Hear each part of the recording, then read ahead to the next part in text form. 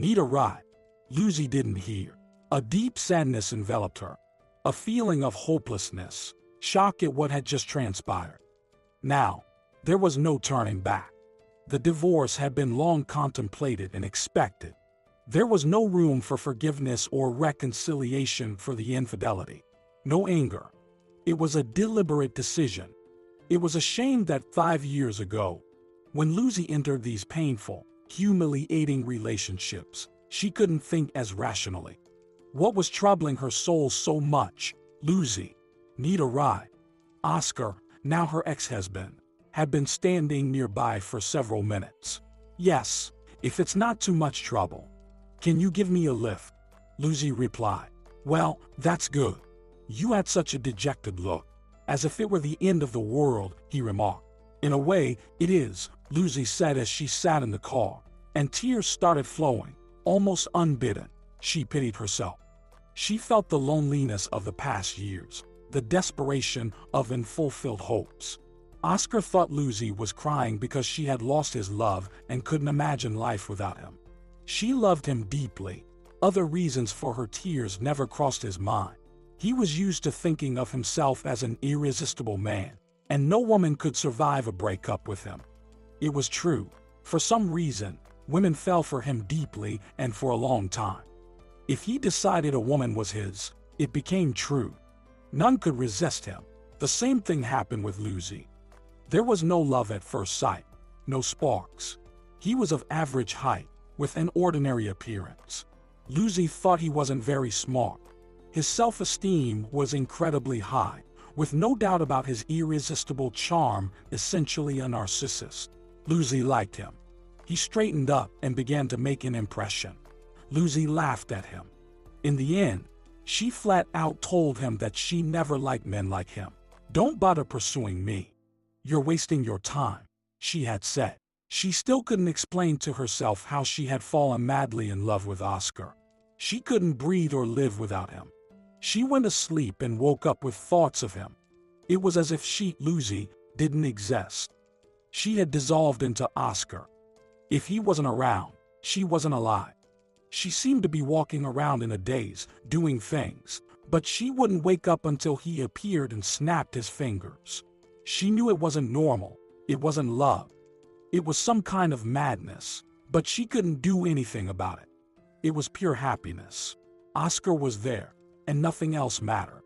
In the first years of their life together, Lusy's constant thought was, I can't live without him. She felt as if she thought about it all the time, even in her dreams. Oscar, too, seemed content. But he lived his own life. He could say he was tired and needed a break, disappearing for several days. Lusy didn't allow herself to think about where he was going. She pushed away her suspicions, ignored her friends' hints, sometimes on the verge of gossip. She didn't want to think about it because she feared it would bring sadness back. Oscar seemed to think that life was boring without emotions. Maybe he got tired of the peaceful life and wanted to shake up Lusy, who had become stuck in her love. What he did was beyond rational explanation. When Oscar returned from his trip, he seemed excited, in high spirits. He made jokes, kissed and hugged Lusy continuously. But at the same time, he looked at her with a cunning expression, as if he had prepared a surprise but the time wasn't right. Lusy didn't notice anything strange. Her beloved Oscar had returned. Whatever he was doing, the most important thing was that he was home. She looked at him with the eyes of love and was happy. Oscar waited for her to finish speaking. Then, with a calm tone, as if he was talking about the weather, he said, Lusy, you're a smart woman. You'll understand me. I've fallen madly in love. I never thought it could happen. Don't worry. I'm not leaving you. You're my wife. A good wife. You love me. So, I'll stay with you. I think you'll appreciate my sacrifice and be grateful I chose you. I don't understand. Something happened to you, Lusy asked. Nothing happened to you. Oscar was puzzled. He expected tears, hysterics. Lusy's calm voice irritated him. You don't understand what I'm saying. I'm giving up the woman I love for you. Do you appreciate that? No. If you don't care, then I'm doing this for nothing. Another woman in your place would be grateful that I didn't leave her. But you're reacting strangely. You really don't understand what I'm sacrificing for you." Lusy couldn't comprehend or appreciate anything. She didn't understand what was happening, whether he was leaving or staying, or if she was even alive. Her heart stopped. The thought, "I can't live without him," echoed loudly in her mind. Why did he tell her this? Why didn't he keep silent if he didn't intend to leave? She looked at Oscar. Why is it acceptable to treat loved ones this way? You can do anything for a stranger to appear noble, but with loved ones, it's unfair. Honestly, he doesn't even try to hide it. He came and told me everything. Doesn't he realize how painful this is? He knows I can't escape from him. In his eyes, it's clear. Nowhere to go. You're foolish. You won't leave me. You'll love and serve me, just so I won't leave. Lusy tried to think of his infidelity. What does infidelity have to do with this? He's still with her. Oscar, my beloved. Just don't leave, just be with me. Nothing else matters. You have no idea what else I can think about. She pushed herself to a nervous breakdown, nearly ending up in the hospital. Oscar smiled.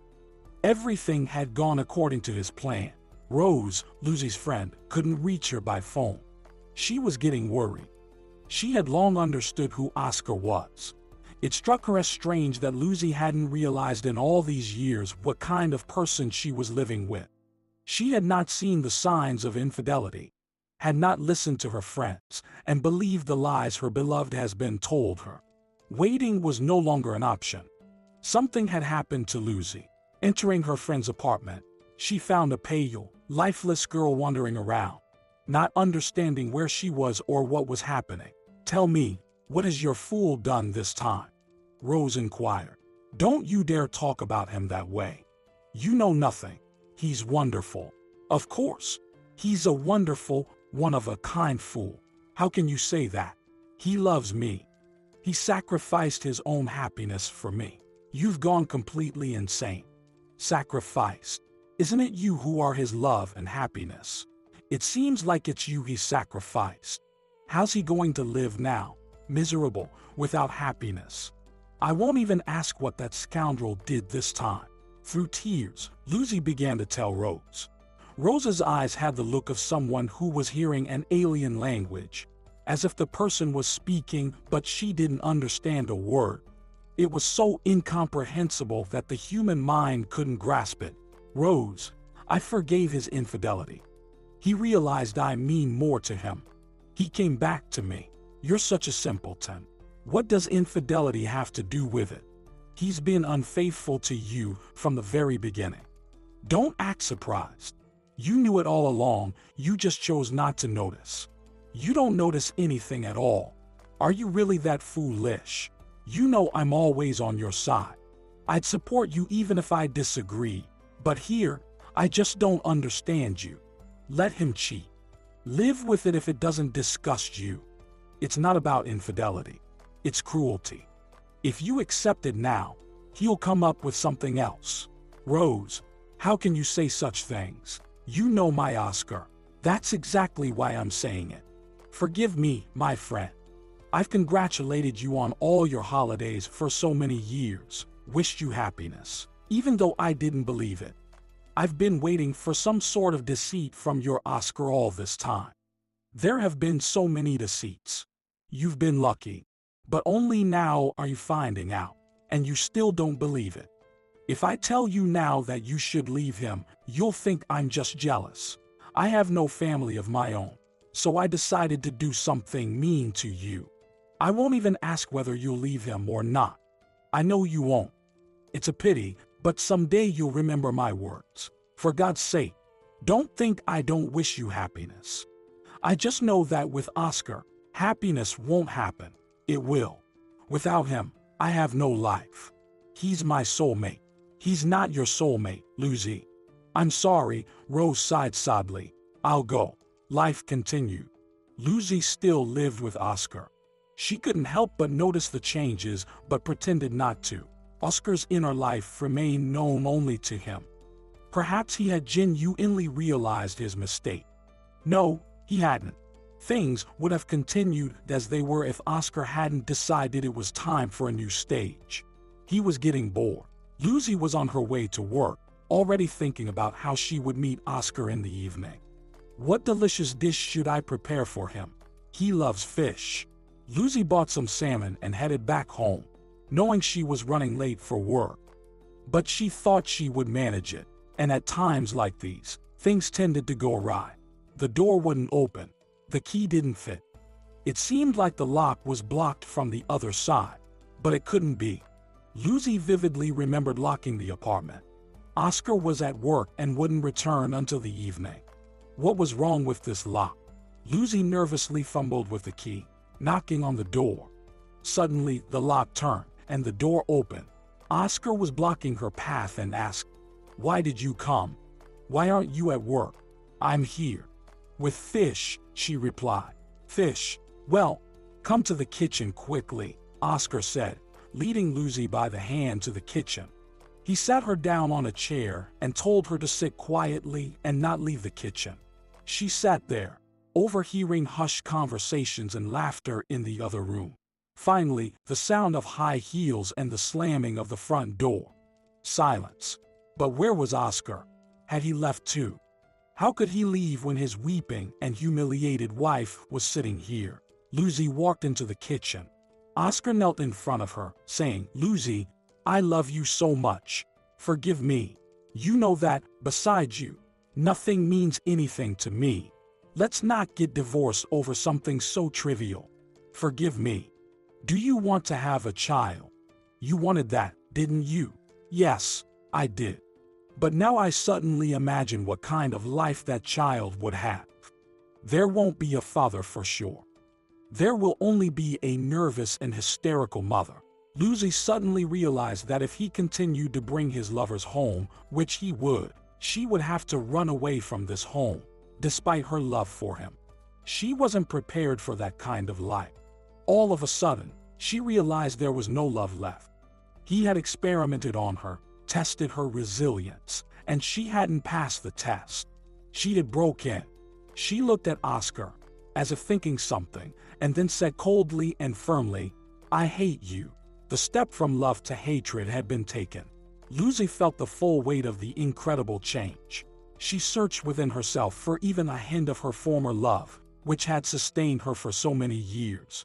But all she found was unbridled hatred. Everything happened all at once. Overwhelming exhaustion, sleepless nights, nervous anticipation of humiliations. Most importantly, Lusy instantly realized there was no purpose in this life. Where was she going? What was she expecting? What lay ahead? It became frightening and terrifying. The thought crossed her mind. Did she even need this? Oscar seemed to not hear Lusy's "I hate you." His girl wasn't going anywhere. She was doomed to love him. Lusy was irritated by everything. Every little thing got on her nerves. A wrong look, a misunderstanding of her questions, a reply in the wrong tone, not revealing his whereabouts, showing up unexpectedly, and generally, just his presence was irritating. In the past, when Oscar was getting ready to go somewhere, she used to walk around the apartment, grab his hands, look into his eyes, and beg him not to leave. But now, she looked on indifferently. When the door closed behind him, she felt relieved, thinking, "Thank goodness. At least I'll live in peace. I hope he doesn't come back too soon." She stopped waiting, stopped welcoming him, and didn't prepare meals anymore. One day, she realized that she didn't even feel hatred. It was indifference. Maybe she should file for divorce, but she was so exhausted that she didn't want to think about it. Let it be as it is. Besides, Oscar seemed to have left completely, never to return. Rose couldn't believe that her friend had regained her composure and had forgotten that jerk. She advised her to file for divorce to keep that scoundrel at a distance. But Lusy responded indifferently. Later, "I have no strength." Oscar himself brought up the topic of divorce. For years, he had built the kind of relationship he wanted. Unquestioning obedience, blind, forgiving love, adoration bordering on fanaticism. He seemed to have gone too far, and Lusy, instead of crying or begging him to stay, acted strangely. She broke down. Oscar saw divorce as a threat to losing him forever, and he believed Lusy still loved him. He couldn't accept that she had fallen out of love. He didn't think it was possible. Lusy reacted to the news of the divorce with indifference, saying, 2 years without a divorce, and now what? Planning to marry someone else? Though it's none of my business. Yes, let's get divorced. I don't understand why you got married in the first place. What? You suddenly wanted a family? I'll never believe it. You should have just gotten a dog and trained it. Let's get divorced. I'm tired of it. I want to live on my own. You, on your own. That's not funny. What can you do on your own? Oscar retorted. Oscar, you won't succeed now. I'll sign the divorce papers. Find yourself someone else. And Oscar did find someone else fairly quickly. It was after the divorce, one evening, when the doorbell rang and Lusy opened the door. Of course, it was Oscar. He wouldn't let her forget. He came from time to time, thinking that she should still be under his control. This time, he wasn't alone. Behind him was a woman who appeared to be 7 years older, short and plump. Her makeup was not neatly done, and her long brown hair was gathered in a messy bun. Miriam, come in, Oscar said. Oscar, I won't go in. Let me wait for you outside, Miriam replied. I said, come in. Miriam, come in. I don't know what he told you, but I'm not angry, Lusy said. What was this? A show of power, an attempt to provoke jealousy. Miriam stayed silent, avoiding eye contact, realizing the absurdity of the situation. Oscar brought a bottle of wine. Miriam objected quietly. Oscar, you know I don't drink. You have to, Miriam. After a glass of wine, Miriam poured her heart out to Lusy in the kitchen. She was indeed 7 years older than Oscar. She had 3 children from different husbands. But happiness had eluded her. She had stopped paying attention to her personal life. And then Oscar appeared, and she fell in love with him madly, just like Lusy once did. But explaining to her that it wasn't fate but trouble was impossible. A few moments of happiness would come at a cost. Pain, humiliation, and a loss of self. Miriam wouldn't listen. Foreign experiences don't teach. Only personal ones do. Fortunately, she had children. Maybe they would help her see reason. Indeed, Oscar, as Rose had said, was an extraordinary scoundrel. Why had he chosen this modest woman? Although it was clear that Lusy had left, he needed to feel absolute power, unconditional submission to his will. For this purpose, Miriam was a sure bet. She was ready to serve him unquestionably. Lusy wanted to shake some sense into her, to make her come to her senses, but it wouldn't help. Miriam was doomed. Oscar continued to visit her, to control where she was and with whom. He couldn't let Lusy make her own decisions. Her indifference humiliated him. She had chosen to live without him, so he told her, so, you've decided you can live without me. You don't want to see me. You don't listen to advice. You've become suddenly independent. Well, fine, my independent woman. But don't forget, you're living in my apartment. I left, of course, but did you think I'd leave you the apartment out of the goodness of my heart? So be independent all the way and think about where you'll live. Life is unpredictable. When Lusy married Oscar, she moved into his apartment from the university dormitory. Her love for Oscar had blinded her to the point where she considered this house her own. But note, Lusy, this is not your home. Did you want independence? Well, here you go. Oscar left.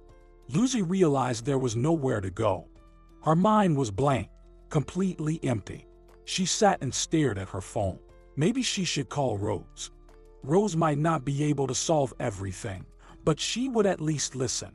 According to their long-standing university code, if a friend calls, you drop everything and rush to their aid.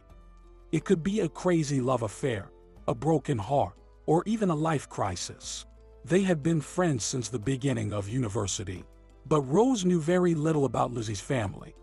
She knew that Lusy lived with her grandmother, and Lusy had mentioned that her parents were gone, but she didn't go into detail. Lusy was crying, and Rose tried to comfort her. That scoundrel ruined the girl's life, and now he's kicking her out of her own home. He knows she has nowhere to go. By the way, how is this even possible? Lusy, you've always been so silent. And to be honest, I didn't want to ask too many questions, and I wasn't all that interested. Why were you living in a dormitory if you're from the city? What happened to your apartment? Lusy cried about her unhappy life. It was melancholic. Her heart felt heavy, and she told Rose everything she hadn't wanted to remember for many years. Her childhood had been happy, though Lusy didn't realize it back then. She lived with her mom, dad, and grandmother, whom they visited every summer in the countryside. She used to run to the lake for a swim and pick berries with her grandmother. Her parents came every weekend, and Lusy eagerly awaited their arrival, standing by the road, watching for their car. The joy was immeasurable when her mom and dad finally arrived. She would jump into the car and share all the countryside news with her parents on the way to her grandmother's house. But one day, her parents didn't come. She stood there, watching and waiting for them. It wasn't morning anymore, but she kept waiting. Eventually, her grandmother came and took her inside. Lusy, they couldn't make it today. They had some business. Don't cry. If they didn't come today, they'll come tomorrow. But they didn't come the next day or the day after. 2 days later, the police arrived and informed Lusy that her parents were in intensive care. As for Aunt Clara, who had been with them in the car, she didn't survive. Aunt Clara was her mom's relative, and they had come from a small town to visit the big city. Why not? They had relatives in the big city, and they had never ventured out of their small town. On that fateful day, they were on their way to Lusy. Nobody could remember what happened on the road afterward. Aunt Clara was busy with her husband's funeral arrangements. Lusy and her grandmother were glued to the doors of the ICU. But no miracle happened. Her dad passed away a week later. Her mom survived but was transferred to a hospital room. Her physical injuries healed to some extent, but she had clear mental problems. The loss of her husband had a devastating effect on her, making her appear mentally unstable.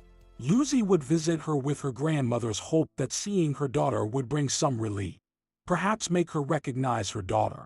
But there were no emotions whatsoever. Clara quickly grasped the situation and went to Mary, Lusy's mother, saying, "Mary, I want justice. Because of you, my husband died, leaving me alone. I can't leave him here in the cemetery. I will take you to court, and you will pay me alimony for life, plus damages for mental distress. So, give me the apartment. Don't worry, I won't kick Lusy out. Let her live with me, finish school. As for you, go live with your mom in the village. If you disagree, I'll strip you of your parental rights and apply for custody of Lusy. Anyway, the apartment will be mine." It's unclear if Mary was frightened or indifferent, but she handed over the apartment. Then she disappeared, never returned to her mother's, and no one ever saw her again. Lusy didn't stay with Clara for long. As it turned out, a city-dwelling, unmarried lady with her apartment was a recipe for chaos. Drunk men frequently appeared in the apartment, along with parties and fights becoming the norm. The neighbors tried to pass by her apartment as quickly as possible. Firstly, they could easily find themselves in the middle of a scandal or a brawl. Secondly, the stairwell reeked of garbage, and there was a strong smell of alcohol. People felt sorry for the little girl living there. How could she survive in such a place? The police knew this address by heart. Lusy's grandmother gathered the necessary documents to apply for custody, as her granddaughter would otherwise end up in an orphanage. Her mother was never found. Lusy finished school in the village and then entered college in the big city. When Lusy was in her second year of college, her grandmother passed away. Another year later, Oscar came into her life. It seemed like happiness was finally within reach. If someone had told Lusy back then what her life would be like in a few years, she wouldn't have believed it. And now, she sat with her friend Rose, wondering what to do. Okay, pack your bags, and you're coming with me. You can't stay here. Let that fool come tomorrow. But you won't be here. Rose, why come to your place? You don't have a stable life either, and I'll only mess it up for you. We're going now. We'll figure it out later. Let him take this apartment. The main thing is you shouldn't go anywhere else, just away from him. He won't even have a place to come and insult you. If he shows up here, I'll call the police. But I can't live at your place. What's this talk about? I'm living there just fine, and you can too. Plus, I'm not asking you to move in permanently. Let's calm down, think things through, and we'll come up with something. Stop crying. Get ready. It won't get worse. Rose convinced Lusy, quickly packed her bags, and vacated the apartment. Now they needed to think about what to do next. Lusy considered and decided, Rose, I'll go to my grandmother's house. Why not? It's a good house. I don't think there will be any big problems.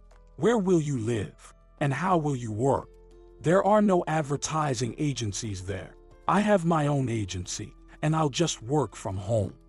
Many people do that. It's a start, and we'll see how it goes. You make it all sound so simple. You've been away from the village for a long time. Are you sure this is the right decision? After Oscar, I can handle anything. You know, I like your attitude. Though I wouldn't recommend moving to the village. But on the other hand, Oscar won't be able to reach you there. It's a fresh start. Are you ready? I'm ready. Once I've decided, I have to try. Lucy's grandmother's village was not far away, but it was inconvenient to reach. There were no direct routes. From the city, you had to get to the Red Hill bus stop. And from there, a bus to the Lake George village passed through in about half an hour. Lusy stood at the bus stop for almost 14 minutes, but the bus still hadn't arrived. Across the road, on the other side of the highway, near a roadside cafe, a group of men sat at a table. They had been looking at Lusy with interest for a while. One of the men approached her. Beautiful, why are you standing here alone? Come join us. No, thank you. Am I not to your liking? Look how handsome I am. Of course, you're handsome. But I'm not interested. Why aren't you interested? Well, I'm just not interested in strange strangers. What? Did you just call me strange? I meant to say that you don't interest me. The man gave Lusy a stern look and went back across the road to his friends. They were waving their hands, clearly discussing something animatedly. Lusy urgently searched for an escape. Where could she go? She was standing alone in the middle of the road. A truck pulled over nearby. The driver, a young guy, got out of the truck's cabin and walked across the road. He bought a bottle of water from the cafe and rushed back. Lusy ran to the truck. Please, take me with you. The guy looked at Lusy, noticed those men, and said, Quick, get into the truck's cabin. Lusy tossed her bag inside, climbed up the high steps, and sat in the passenger seat. The men were shouting something at her, probably not compliments, but Lusy couldn't hear them anymore. You've chosen a strange place to stand, or what were you doing here? The bus to the village stops here. I was waiting, but it never came. I saw your bus. It's broken down about 5 kilometers from here. So, you're lucky I felt like buying some water. I'm Steve, by the way. And what's your name? Lusy. Thank you, Steve. You're welcome. I kind of feel like a hero, a rescuer. I've saved a girl from the clutches of villains. Now you should name your future son Steve, just like in the movies. No problem. Where are you headed? Lake George. I know the place. But I can't take you all the way to the village. I'm running behind schedule. I'll drop you off at the intersection. I'll show you where to drop me off. It's closer to the village through the woods. During the ride, Lusy learned a lot about her rescuer. Steve was 23 years old, lived in the city, attended university, and worked for a transportation company. When asked why she was going to her old grandmother's house, Lusy didn't respond. Lusy walked through the forest, listening to the rustling of leaves, basking in the sun's warmth. All of this lifted her spirits, and she whispered to herself, Now everything will be fine. Here, nobody will harm you. It's over, Lusy, all your misfortunes. Lusy understood that the changes in her life couldn't be described as happy, but in her heart, she felt pure joy. There was no need to dwell on the past, no need to make any wishes. Let life go on as it does. The most important thing was to remember the feeling of happiness in the sunny forest. It would help her. The village was quiet, as one would expect on a hot day. Everyone stayed indoors, seeking shelter from the heat. Lusy believed she remained unnoticed. But in a small village, no new person goes unnoticed. The arrival of a newcomer is always noted. Her grandmother's house looked quite decent, with only a bit of paint peeling off the fence due to rain and wind. Nevertheless, it was clear that no one had lived in the house for a while. After her grandmother passed away, Monty, the mixed-breed dog, had been taken in by a neighbor. It was Matilda.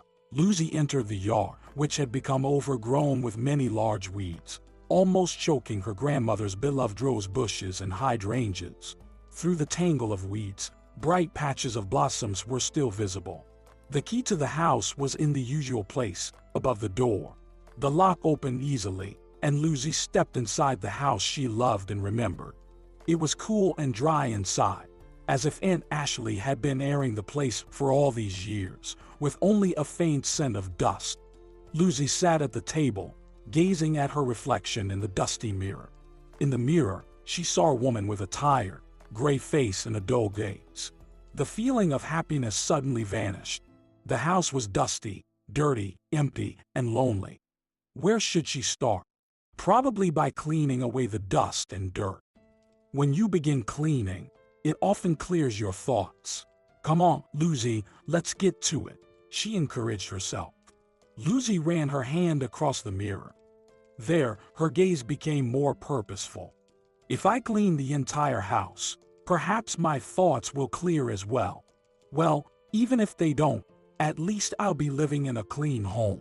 Lusy was so angry with her fate, or rather with herself for how she had arranged her life, that in just 3 hours, she scrubbed away all the dust and dirt. She sat on the freshly cleaned, damp floor and realized she could hardly move anymore. Hey, who's here? Aunt Ashley stood at the doorway. She had aged a bit but was still beautiful, with young, bright eyes. Oh, my God, a familiar face. Lusy welled up with tears of joy. She had thought she was no longer needed. Here was Aunt Ashley, and somewhere along the highway, there was her savior, Steve.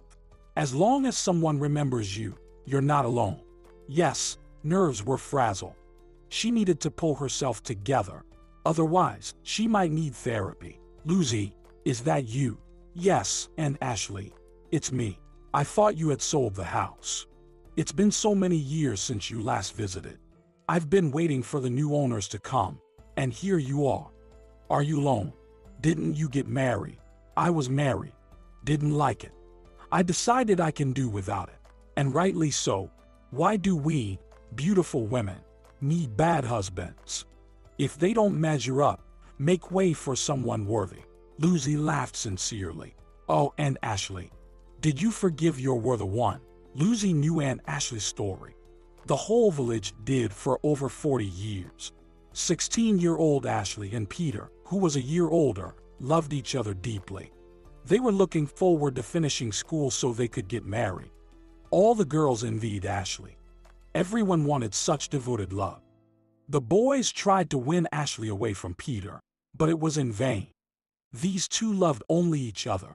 Peter dreamed of becoming a military pilot, and after finishing school, he went to New York and entered aviation college. Ashley didn't understand. What about me? I still have a year of school left. Ashley, I got into the college of my dreams.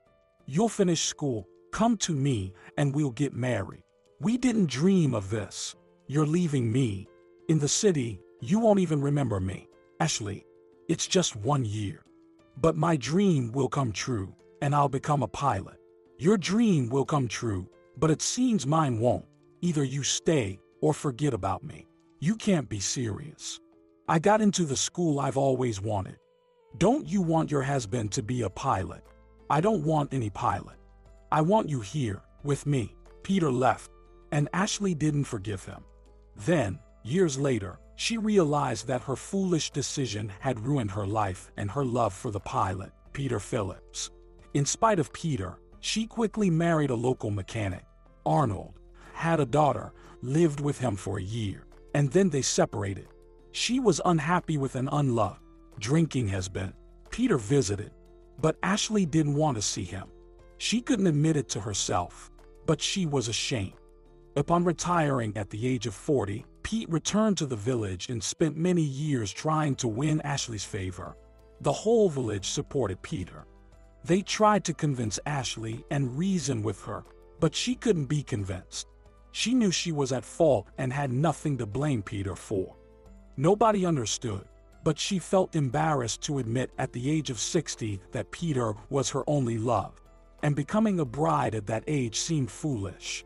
Yes, Lusy, you can laugh, but Peter is still my love. I haven't told anyone in the village. I want to, but I keep quiet. I guess I'll surrender. What is there to be afraid of anymore? How much time is left? Whenever I think that I'll never know what it's like to live with my love, I get scared. But I'm really afraid to tell him. I'm the one who's at fault. What about me? I'll help you, though I think as soon as I start talking to him about this, he'll come to you on his own. All right, you can talk to him later. I see you've tidied up here, and the house is cozier. Turn on the fridge. I'll bring you something to eat. You must be hungry. As in Ashley hadn't mentioned food yet, Lusy didn't realize how much she wanted to eat. It turned out she was quite hungry. Oh, and Ashley, I'll go to the store now. Well, you go, and I'll bring you something to eat. Lusy walked through the village and marveled at how everything had changed. There were ordinary village houses, some well kept and beautiful, others poor and old. And in between them was a house that looked like a castle, albeit unfinished. Maybe we should consider selling it. No. How can I sell Grandma's house? It saved her.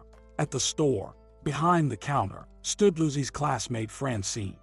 Lusy recognized her immediately. With those cheerful eyes and shiny black curls, there couldn't be anyone else.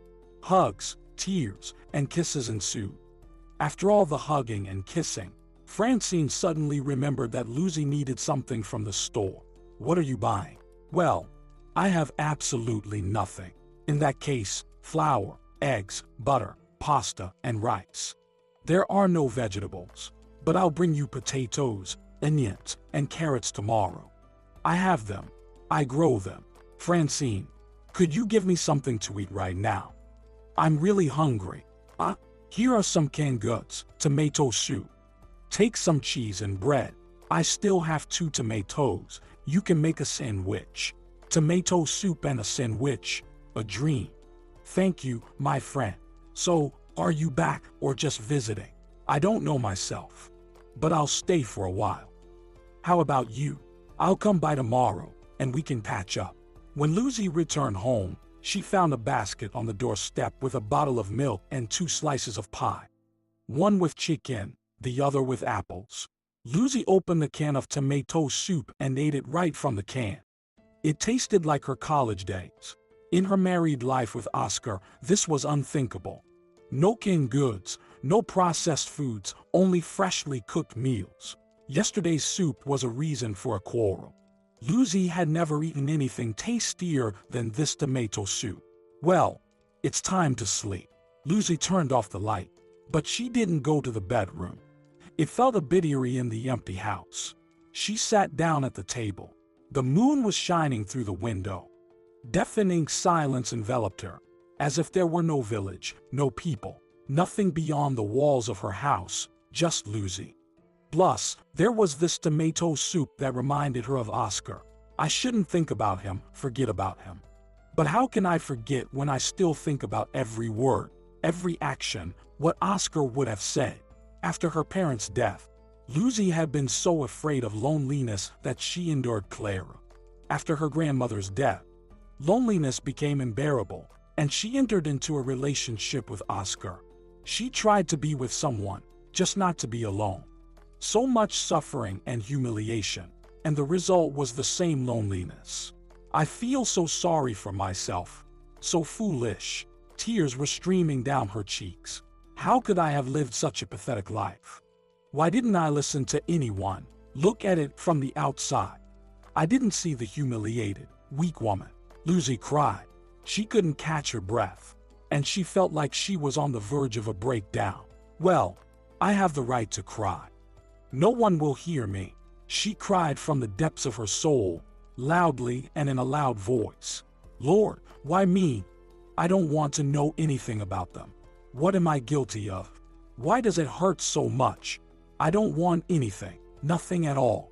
I don't want to live. Why is this happening to me? Lusy cried and couldn't stop, and in her mind, she thought, just a little more crying, a little more, and it will get easier, and I'll calm down. With tears, the pain of recent years began to dissipate.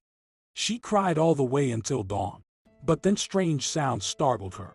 Right outside the door, there was a scraping sound, silence, and then someone was scratching again.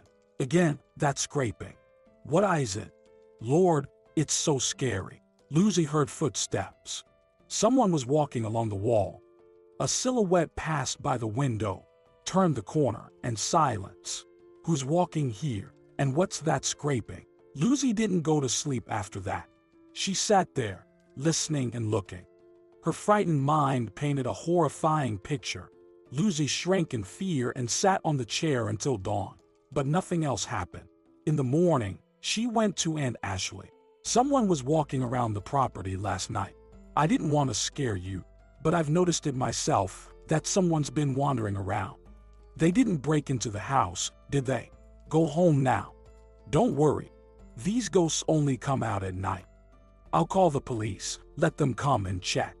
Go and try to get some sleep. Even a little, you look like a ghost yourself. Our policemen are young and handsome. You can't appear before them in this state. That's really funny. Well, who knows? A sleepless night, fears, and crying had exhausted Lusy, and she fell asleep. She had a dream about her grandmother. She was sitting on the edge of the bed, smiling and stroking Lusy's hand. For some reason, her grandmother's hand was wet. Lusy was surprised and woke up. Her hand was wet, and there was a big red dog sitting by the bed.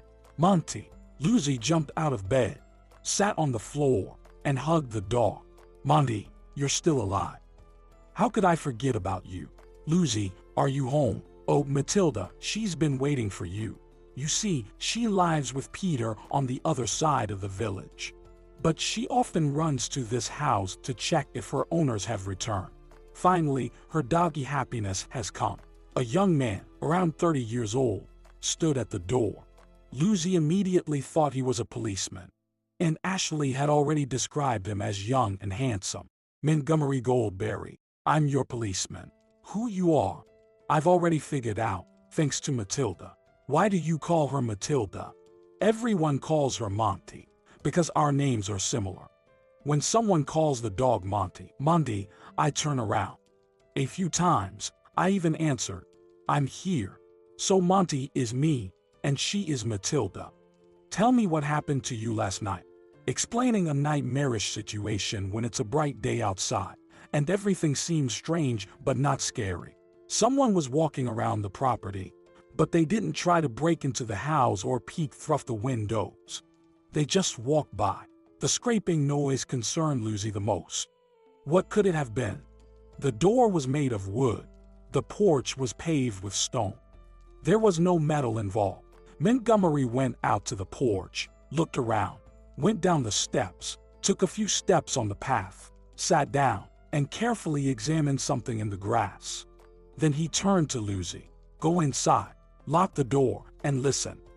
Then tell me if it sounds similar.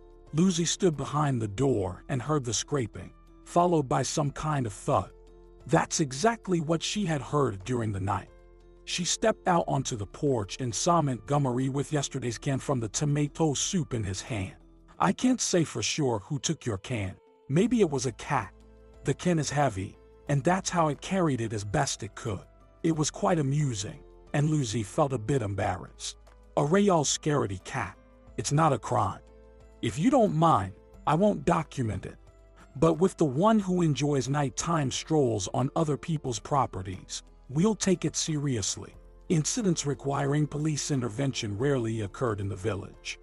There were family disputes, fights, teenagers who shouted at the cottage owner, and in retaliation, they tore down the gazebo they had just built the previous night. The occasional theft also happened: a sack of animal feed from a farm, or sausage from a processing plant. Local farmers didn't report such criminals to the police. They dealt with it themselves. They either forgave some, fined others, or even fired them.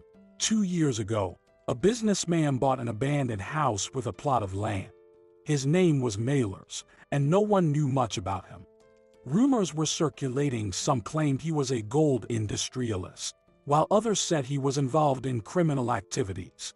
He built a luxurious 2-story house with verandas. On the property, he created flower beds with pathways and gazebos. He didn't live in the house, only occasionally visiting with his family for a week or two. He hired a retired neighbor's family to watch over the house and the property. They were more than happy. Where else would they earn extra money? However, Judith Welch, a neighbor from across the street, and a retired school teacher, was in a dispute with Mailers. While constructing his fence, he took 3 meters of land from her. At first, she tried to negotiate, as she didn't really need those 3 meters. If he had paid, they would have settled it amicably. But Mailers bluntly refused. Judith went to court and won. However, Mailers neither paid her nor moved the fence. 2 weeks ago, Mailers' house was burglarized. A large TV and an expensive lawnmower were stolen. For the village, it was a significant event. Nothing had been stolen from local houses before. If something went missing from someone's property, the entire village would know what had disappeared, who had taken it, and where it had gone within an hour. Today, a neighbor who looked after Mailers' property came to Montgomery. One of the house's windows had been neatly broken, but he didn't know if anything was missing. They had to wait for the owner. The house seemed orderly. So, Lusy, your nocturnal visitor may not be so simple after all. Did they want to rob the house? Well, that's unlikely. The house has been vacant for so many years. Why rob it now when the owner has returned? Most likely, they were walking closer through your property. But where were they headed? And what if they come again? I'm scared. Here's my business card. It has my phone number. My house is at the end of the street, right by the forest. You can call and come at any time. I'll find out where our nocturnal guest is going. About an hour later, Francine arrived with potatoes and carrots. Oh my, your place is so cozy. Did the policeman come to visit you? Are you just waking up now? Lusy looked in the mirror. What a nightmare. I didn't wash my face or fix my hair. I talked to Montgomery like this. He came here 3 years ago. After a year, he built a new house. Did you see his house? Tell me, how can an ordinary policeman afford such a house? Maybe he's a millionaire, playing policeman out of boredom. Listen, I'll go now, and then I'll come back, and we can chat. In the evening, as she lay down to sleep, Lusy reassured herself that there was nothing to fear. Montgomery had already assured her that no one would enter the house. And if anyone dared to roam around her property again, she had Monty sitting by the door now. She wouldn't stay silent this time. But she still couldn't sleep. She lay there, staring out of the window. Then, it happened again, quiet footsteps. A dark silhouette against the window. Lusy thought the stranger had stopped and glanced into the window, just for a moment. But he looked. What followed was sheer madness. The silhouette ran alongside the house, followed by another. Was he not alone? The rustling of bushes, some cries, maybe even a woman's scream. Lusy rushed out onto the porch. What had possessed her? Her legs trembled with fear. She stumbled over Monty, who, for some reason, wasn't barking but sitting calmly on the porch. Such a protector. They're attacking the owner, and she's just sitting there, not even barking. Does she know everyone who comes around here? Lusy peered around the corner, no one. She cautiously walked along the house, reached the bushes, and stopped. She couldn't go into the bushes. Her heart was already pounding. Then something big and terrifying emerged from the bushes. Lusy screamed, and the stranger grabbed her and screamed as well. "Quiet! It's me, Montgomery. Where were you going?" This isn't a Hollywood thriller where you have to search for the one who came to kill you with a flashlight. "Let's go inside." Lusy sat, attempting to drink some tea, but her body was shaking. "What was that?" "I don't know. I went after the person who was on your property. Then I tried to grab them, and someone kicked me. I fell, and they ran away.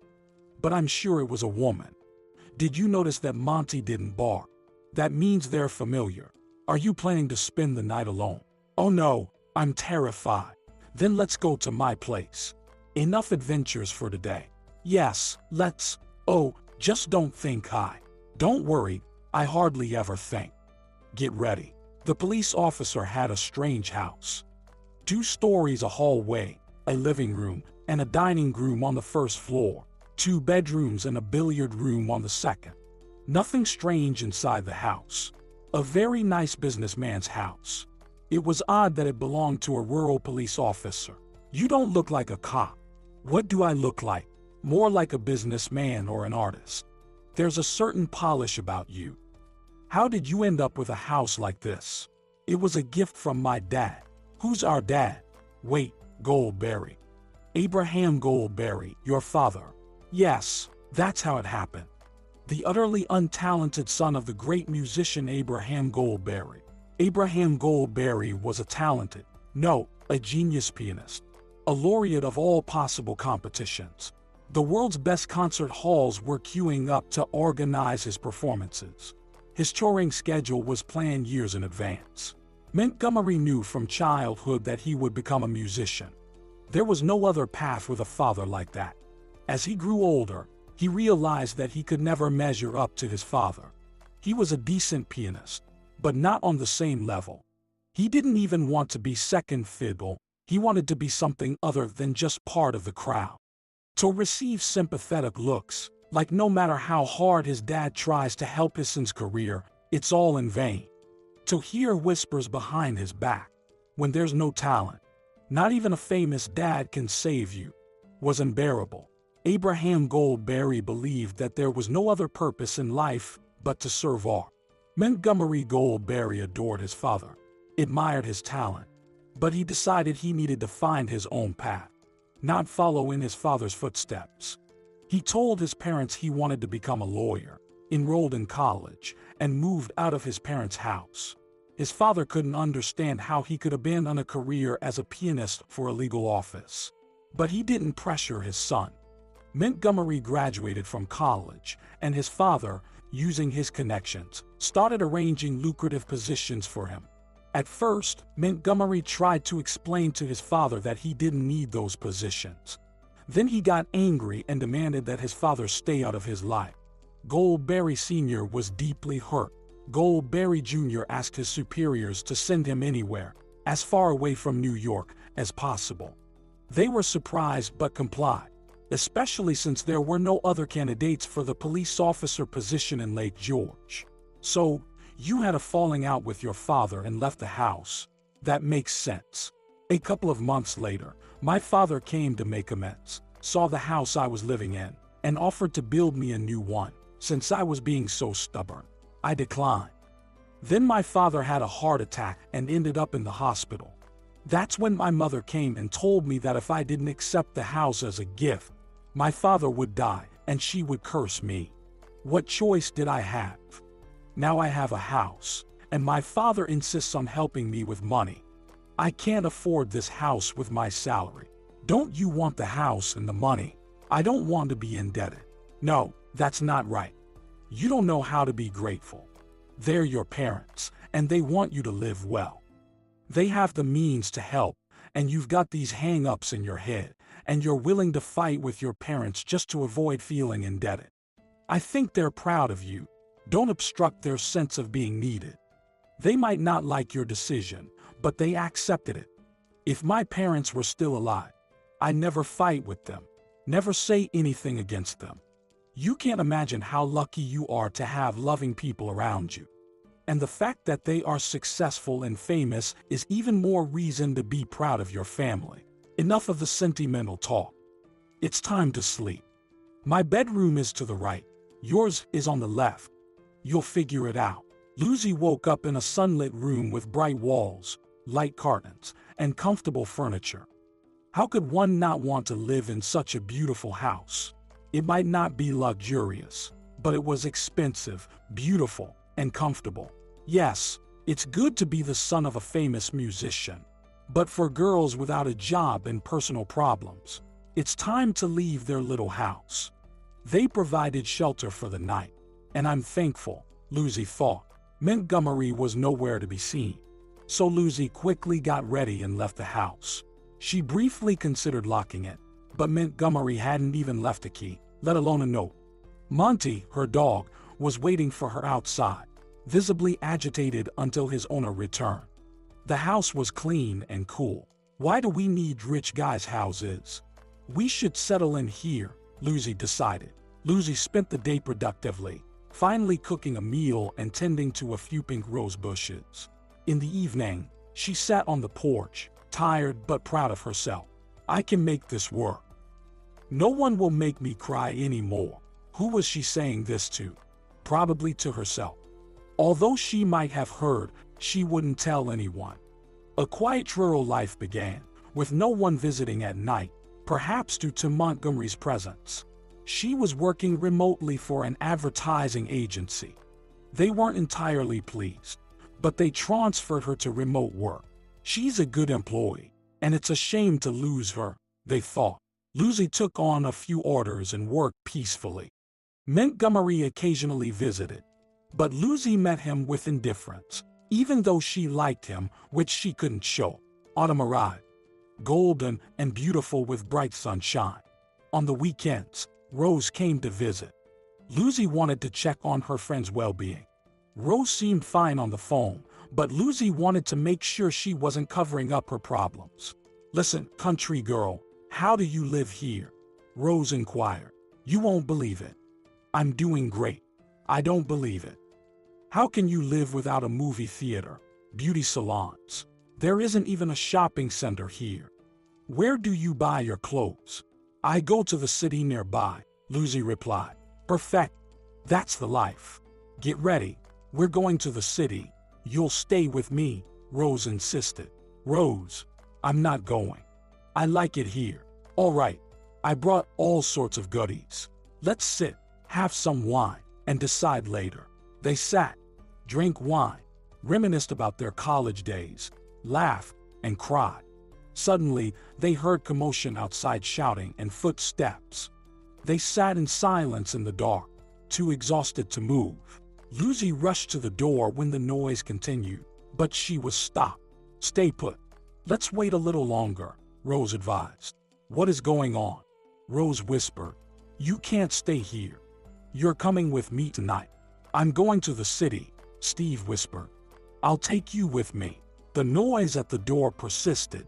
Lusy, it's Montgomery. Open up. Lusy hurried to the door and opened it. Montgomery entered, accompanied by a person in a hooded coat. Pushing the stranger into the room, he said, Here's your nightmare. You'll be very surprised. Hello, I didn't know we had guests. He removed the hood from the person's head, revealing shiny black locks. Francine. Lusy sat on the table, baffled. No, it's not Francine. What's she doing on your property, and why scare her? Rose and Steve were completely bewildered. Who was this woman, and why was she brought here? Who was Montgomery? Lusy could only explain who Montgomery was. She didn't understand the rest herself. Montgomery ordered Francine to sit on a chair and instructed her to tell the whole story from beginning to end. But what's there to tell? Just an ordinary case of infidelity. Francine, a bright young woman, had no shortage of suitors. However, her love had blossomed not with a local guy, but with an outsider, a construction worker named Tomas. 6 months of unparalleled passion and dreams of a happy family life followed. But the local tough guys couldn't allow him to take away the brightest girl. They found the local guy one night by the lake with a knife wound. Everyone knew he had constant disputes with Tomas over Francine. What had really happened? No one knew, but Tomas was convicted, and he went to prison. 2 years later, Francine married a cattle rancher, and a couple of years after that, Tomas was released. He came for Francine, but he never appeared in the village. He lived in a hunting cabin. Francine visited him almost every night. "Why did they cross my property?" "Because your house is the closest to the bridge across the lake." Going around would add an extra half hour.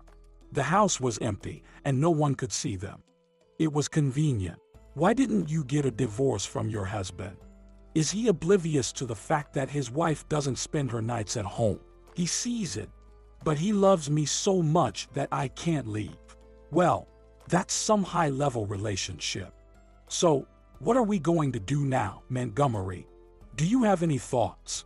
I do, but they're all insincere. You, Francine, go. Francine left, and everyone fell silent. Rose decided to break the tension. "Montgomery, I figured it out. You're a cop." "That's correct.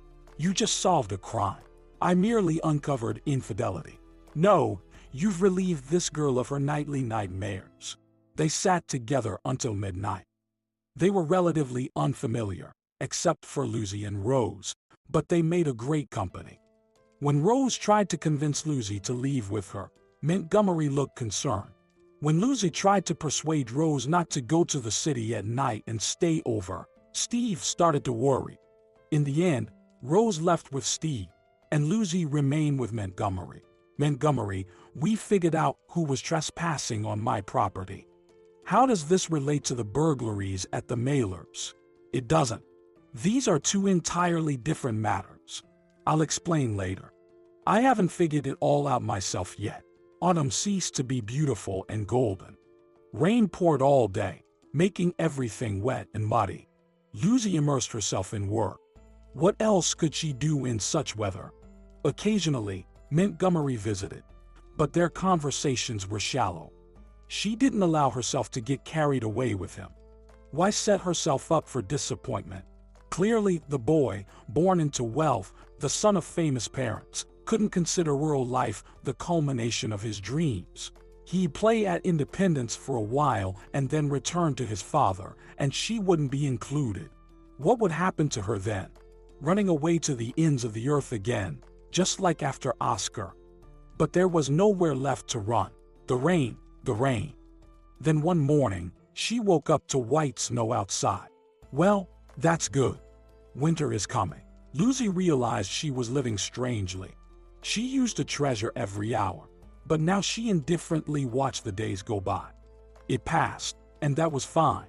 It was as though she had 200 years of life ahead of her, with plenty of time for everything. Perhaps she didn't belong here, and she needed to return to the city. Or maybe it was because she didn't know how to live alone. About how she lived not alone, she soon had to remember very quickly. In early December, Oscar arrived. Seeing him on her doorstep, Lusy was taken aback, as if a ghost from the past had appeared. She wondered why he had come. It wasn't like he missed her. There was no doubt that his visit wouldn't bring any joy. "Hello, my dear." Lusy felt a shiver from his touch. Oscar hugged Lusy by the shoulders. "Let's go inside. It's cold." Once again, as if under a spell, she couldn't find the words to say. Oscar walked through the house, examining the surroundings with little interest, even a touch of disdain when he saw the old furniture. Then, after a prolonged pause, he gazed at Lusy. In the past, under such a gaze, she would start to recall her wrongdoings. But now, as she looked at his self-assured face, she suddenly understood why he had come. To ensure that she couldn't live without him, to test the extent of his control, and to bring back his runaway wife. She wondered, where had Miriam gone? It was unlikely that she had the strength to tear herself away from Oscar. More likely, she had dissolved so completely in him that he had become bored. Oscar was puzzled, for his authoritative gaze and theatrical pause didn't seem to have any effect. She sat there, silent, looking at him indifferently, devoid of any emotion, without excitement, joy, or worry, not even asking why he had come. "Lusy, I came for you. You've shown character. That's enough.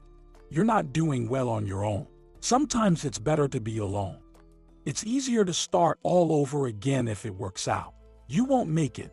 Oscar grew angry. "You don't know how to live on your own.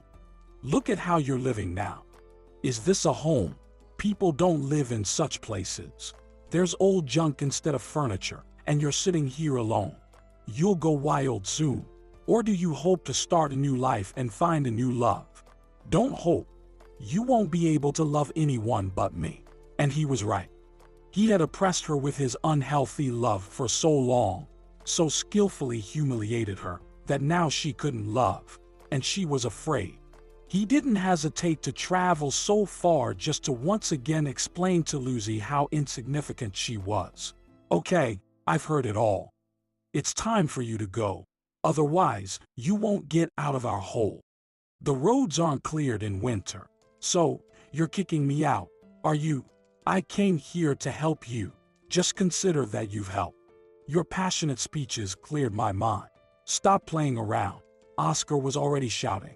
"Get ready. You're coming with me." Lusy was scared. Oscar had never allowed himself to yell like this before. He always perpetrated his mischief with a smile, observing with the curiosity of a researcher, never losing his composure. In the agency where Lusy worked, the young and creative employees used an infallible trick to avoid worrying about the boss. When they were summoned to the boss's office for a reprimand, they imagined some amusing little creature sitting on the boss's head. A mouse, a squirrel, a lizard. Firstly, you focused on this creature, and the boss thought you were gazing into his eyes with devoted attention. Secondly, you had no time left for fear. All your strength went into not bursting out laughing at the boss's face. Lusy imagined a small green frog sitting on Oscar's head. It bulged its eyes, inflated itself comically, and comically flailed its little legs. Oscar didn't understand what was happening. He glanced in the mirror, thinking, "No, everything seems fine. What the heck is going on? Do you hear what I'm saying? You're coming with me." Steps echoed on the porch. The door opened. "Lusy, what's all this noise?" Montgomery stood in the doorway. "Oh, I see," Oscar said, irritated. "Lusy, I get it now. You found yourself a oral lover. Well done, Lusy. But it won't work out for you." Oscar walked towards the door, casting a piercing, magnetic gaze at Montgomery, but Montgomery wasn't fazed. Then Oscar shoved Montgomery aside and burst onto the porch. "What was that?" Montgomery asked, bewildered. Lusy laughed. "My ex-husband. Oh my, he's so angry. And you're barely holding back your laughter." Lusy laughed and told Montgomery about the frog. "Well, you sure know how to entertain yourself."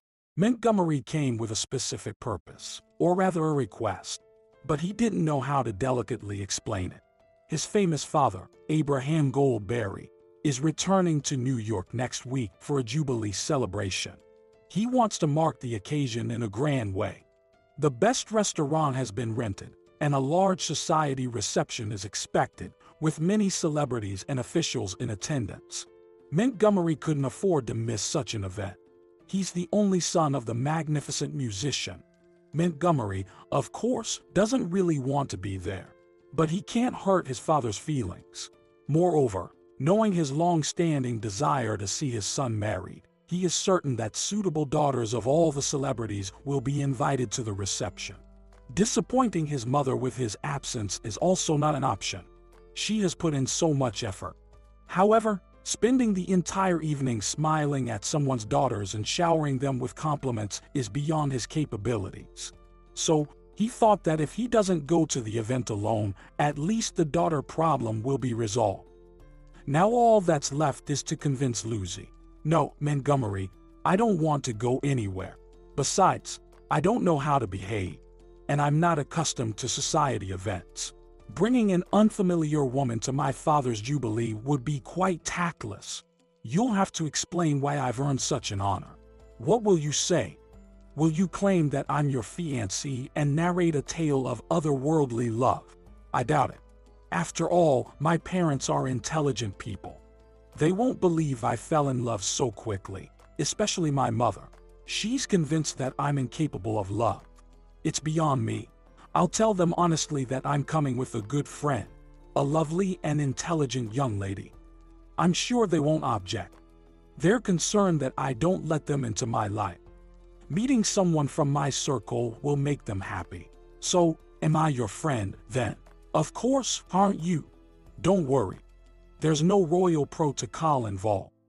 They're just people who like to relax and have fun. So, please help me. I'll think about it. But if I agree, you must help me. I don't know how to behave, and even how to look the part. Will you explain it to me and not laugh at the country bumpkin? I promise. In a New York hotel room, Lusy stood in front of the mirror, scrutinizing herself critically. She liked how she looked, and even if she were to be very critical, she still looked good. When choosing her dress, she genuinely enjoyed herself. It felt like a scene from the movie Pretty Woman. Looking into the mirror, she saw a beautiful woman in a coffee and cream cocktail dress, with a stylish hairstyle she had never worn before, and shining eyes. She felt like a queen. There was a knock at the door. Montgomery, wow, a tuxedo, that's so chic. That's how Lusy imagined rural police officers. The restaurant was ablaze with lights. A Swiss concierge stood at the entrance, and a parade of increasingly luxurious cars arrived one after another. They just needed a red carpet. Other than that, it was full-on Hollywood. Lusy's legs trembled with fear. Montgomery helped her out of the car. Don't be afraid. The most important thing is to stay close to me. It will calm your nerves and keep me safe.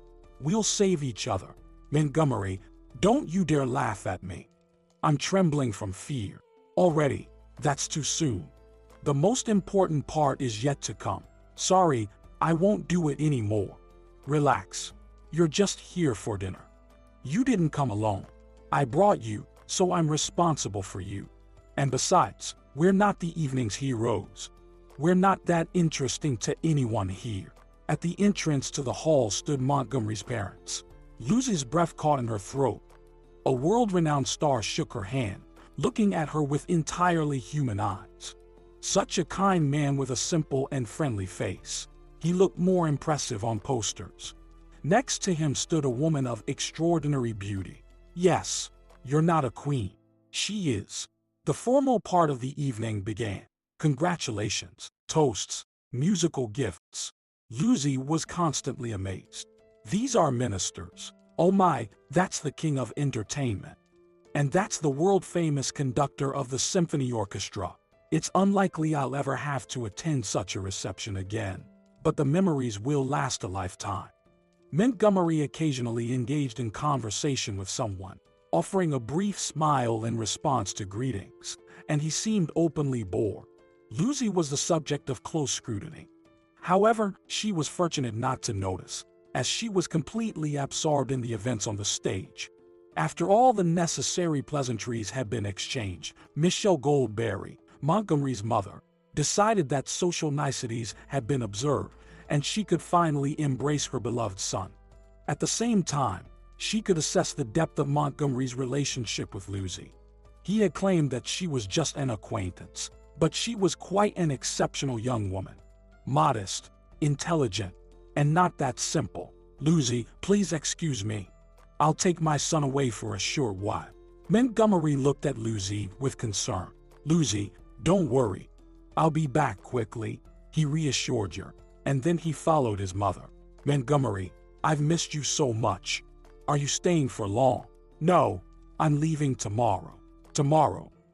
But we haven't had a chance to talk, and your father didn't even get a chance to hug you. Will you come to our place for lunch tomorrow, so we can chat for a bit? Did you stay at a hotel? Perhaps you could stay the night at our place. No, Mom, Lusy won't be coming. Yes, Lusy. You know, I've been thinking all this time about who you choose. I realized I had no say in the matter, but your Lusy has made a good impression on me. She's a lovely girl. Mom, There's nothing between us. We're just acquaintances. I think there's something more between you. There's an old joke. A son brings 3 girls home and says to his mother, "Guess which one is my fiancée?" She points and says, "That one." He asks, "How did you know?" She replies, "I didn't like her from the start." I'm not saying that I didn't like Lusy. On the contrary, I'm pleasantly surprised. It's just that a mother's heart can't be deceived. Reluctantly, Lusy had to accept the invitation to lunch at the Goldberries. She didn't know how to behave or what to say. However, Michelle Goldberry, understanding the girl's state of mind, quickly took charge. It turns out that even famous people can be down to earth and warm, and you can have meaningful conversations and even share a few jokes with them. Lusy left, almost falling in love with Montgomery's parents. After the trip to New York, she could no longer lie to herself about her indifference to Montgomery. Yes, I like him, but what can I do? He still comes to chat, like with his best friend, to discuss village happenings. But there's been nothing more. One day before Christmas, Rose called. "I'm coming to your place. I want a country Christmas. I have excellent news. Are you getting married?" "What? Oh no. Wait for me, I'll tell you. By the way, does your policeman have a car? I bought a bus ticket, and they said it might not reach the village if the road is snowed in. They might drop me off at a crossroads. So please meet me by the highway, just in case." Lusy didn't get a chance to correct Rose about the policeman. Rose abruptly hung up. Christmas preparations were always enjoyable, even if you no longer believed in Santa Claus. Lusy asked Montgomery to bring a Christmas tree, and he said the tree was already in his living room, and they just needed to decorate it. "Lusy, why don't we pick up your friend and come straight to my place? You can decorate the tree and you'll have a Christmas feast with us. The food is already in the fridge." "No, we won't trust you to decorate the tree, and you've probably bought the wrong food. Let's go, I'll check." The fridge was filled with pies, pineapples, seafood, and red caviar. Clearly, it was a gift from the Goldberry family. They had potatoes and carrots, and the farmers promised to deliver the meat in an hour. In principle, there was enough, although Lusy wanted to find something to criticize. But there was nothing. When Rose saw the house they had brought her to, she was speechless. She walked around, examining it, then called Lusy into the kitchen and asked anxiously, "Who is he?" "A policeman." "Is this how our policemen live?" "Lusy, who is he?" "A gangster. Wasn't one fool enough for you? Do you want more adventures?" "Rose, he's not a gangster. He's the son of a very famous pianist. The house is a gift from him." "Does his father also live in this village? Does he give concerts here?" "Do you know who Abraham Goldberry is?" "Of course, who doesn't? Montgomery is his son." "Really? Come on. I know his parents. I've been to their house. He's definitely a Goldberry. I swear to you." Wow. When Rose finally recovered from this news, they began to plan their Christmas feast. Risotto with mussels and shrimp, calamari with pineapple. No, how about turkey and potato salad? That's what they needed. Pineapples and tangerines for dessert. Rose also promised to bake a lemon cake. While something was baking in the kitchen, they decorated the Christmas tree. Montgomery had a collection of Christmas ornaments from all over the world, gathered during his tours. Exquisite porcelain angels and butterflies, Chinese dragons and lotus flowers, woven balls. Lusy had never imagined that Christmas ornaments could be so incredibly beautiful. The tree turned out to be far from the latest fashion, with decorations of various colors and sizes, but it was incredibly beautiful. Lusy made a wish. It would come true, of course, as everything comes true on Christmas. Montgomery was on the phone with someone. Rose was talking about something, and Lusy wasn't really listening. She suddenly felt a bit melancholic. Then, her phone rang. At first, she was scared. For some reason, she thought it was Oscar calling. But no, it wasn't his number. "Lusy, it's Steve. Merry Christmas. How are you over there?" "Steve, Merry Christmas. I'm doing well. celebrating Christmas at Montgomery's. Rose has come, so we're having a great time. And the food is delicious. How about you? I'm fine, coming back to the city. I'll be home soon. Have a wonderful time. Goodbye for now. Neighbors started to arrive, each feeling it was their duty to congratulate the policeman. They drank, sang, and danced. Eventually, the neighbors left, turning off the lights, leaving only the Christmas tree shining brightly. It was warm, cozy, and festive. Montgomery said he needed to take a walk around the village. In reality, he wanted to leave the two friends alone. Rose didn't come all this way for nothing. She likely wanted to talk to Lusy. Rose decided to get it all out in the open immediately. Lusy, I'm pregnant. Oh my God. By whom? By Steven. Does he know? No. And there's no need for him to know. I'm not going to tell him. 23 years old. What's he going to do with a child? Moreover, it's from a 30-year-old woman. Maybe he's incredibly noble and might even marry me. But why would I ruin his life? I wanted this myself, and I got it myself. Let him live peacefully. If you dare to tell him, I'll curse you. I'm telling you because I can't keep it to myself. It's such a significant event, and I have no one to discuss it with. As soon as I found out I was pregnant, I broke up with Steven. Don't spill the beans, or he'll keep calling and calling. Lusy thought she had already spilled the beans. Steve was somewhere on the highway, and she had informed him of Rose's location. Now, they had to wait for Steve to visit, in case he couldn't reach Rose. Rose got married back in college and almost immediately got pregnant. However, she decided that she didn't need a child at the time and had an abortion. She later divorced her husband, and the child was likely not the reason. As she grew older, Rose really wanted a child, but it didn't happen. She had come to terms with the fact that some people live without children. But now, she was suddenly pregnant, and on top of that, it was from some young guy. She might tell him, but the result was predictable. Rose didn't care about how he would react. What was important to her was that she was going to have a child. Rose, you should still tell Steve. Oh, come on. Grown men get scared. What can you expect from a young guy? He's a perfectly grown man. When you slept with him, didn't he seem too unintelligent? So let him decide for himself who to live with and when to have children. If you don't tell him, I will.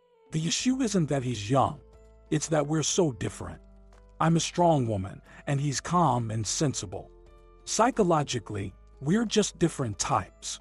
Wouldn't it be better to tell him if you love him? People get married for love, not because of psychological types. The sound of an engine, voices, and then Montgomery and Steve entered the house. Girls, look who I brought. Please welcome our guest. Lusy stood up from the table, hugged Steve, and then took Montgomery by the hand. Shall we go for a walk? I've already had enough. But you need to. The village was celebrating Christmas. A large group of people was coming to the gathering, singing loudly but not particularly in tune. Avoiding such a crowd was impossible. Montgomery and Lusy took each other's hands, drew each other into the center of the celebration, twirled around, and embraced. Lusy suddenly noticed Aunt Ashley and Peter, who were walking slightly to the side while holding hands. The festive atmosphere didn't bother them. They were clearly engrossed in their own conversation. The cheerful group continued to dance, leaving Montgomery and Lusy alone. In the house, the windows were lit up with festive lights. When they returned, the house was quiet. Rose and Steve were sitting beneath the Christmas tree, hugging each other. We've decided to get married. Seeing the question in Lusy's eyes, Steve whispered, I love her. What does it matter if she's older? It doesn't bother me. A Christmas miracle happened to someone that night, even though it wasn't Lusy. She suddenly felt a pang of disappointment. Why not her? The next day, Rose, who now seemed to have everything sorted out in her personal life and was almost a married lady, decided that it wouldn't hurt to help her friend as well. She wanted to ensure that only happy people surrounded Lusy. And when Rose made a decision, she took action immediately. So, why delay? It was clear that Lusy and Montgomery had feelings for each other. Lusy, tell me, what's going on between you and Montgomery? What's holding you back? It's obvious. Lusy understood. Montgomery had been living in the village for several years. He was respected, sought after for advice, and asked for help. But he didn't have friends. They were friends. He was a young, handsome, and wealthy man. But the local girls weren't interested in him. So, you want to know why Montgomery brought you to that party where you felt out of place? You think he's just dumb and didn't realize you're out of his league. Maybe he wanted them to know there's a Lusy, and it was time for them to accept his choice. I just think he brought a friend with him so that his parents wouldn't keep pestering him with questions about when he's going to get a girlfriend. But why you? He has so many acquaintances, and I'm sure they wouldn't refuse. Maybe he found it easier with me. No need to put on a show or make an impression. It was like coming with a friend. Well, and do you like this friend more than just a friend? Well, what's it to you? Yes, I like him. So what? Tell me again. Do you like this friend more than just a friend? Why do you keep pushing? Yes, I like him. But that's it. All right, what's wrong with that? Are you worried that he brought a friend like you? Is it a big deal? He's a friend to me. He came to chat, discuss local news. That's it. So, why are you going with him? Why complicate everything? Be happy that you met. It's not that simple. I went to New York with him, and there's no doubt we can't be together. We're from different worlds. I can't believe we even met. Why don't you tell me all the details about your alien then? Lusy told Rose everything in detail, sharing what she remembered from the glamorous reception, and again felt the emotion she had experienced there. She was out of place, uninteresting to everyone. Even though nobody was disrespectful or condescending, she felt that she was only tolerated because she came with Montgomery. Out of respect for the Goldberry family, lunch at the Goldberry house was also a struggle. Lusy was constantly afraid of saying the wrong thing, of appearing ignorant and uncultured. The trip to New York still stung, and she felt embarrassed and hurt. Did you ever wonder why Montgomery brought you to this party where you felt out of place? Or do you think he didn't know that you don't belong to that crowd? It was probably necessary. He wanted his parents to know that there was a Lusy, and it was time for them to accept his choice. Rose, I just went with him as a friend so that his parents wouldn't nag him about not having a girlfriend. But why you? He has so many acquaintances, and I'm sure none of them would refuse. Maybe he found it easier with me. No need to put on a show or make an impression. It was like coming with a friend. All right, but what's so good about that? I'm just his friend. I came to chat, discuss local news. That's it. If you're going with him, then you should be more than just a friend. Why do you care?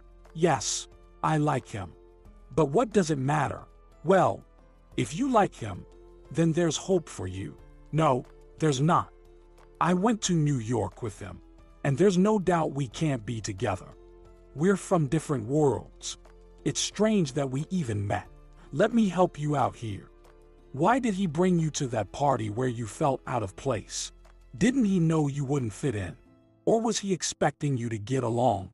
You know, he wanted to show you to his parents, and it's time for them to accept his choice.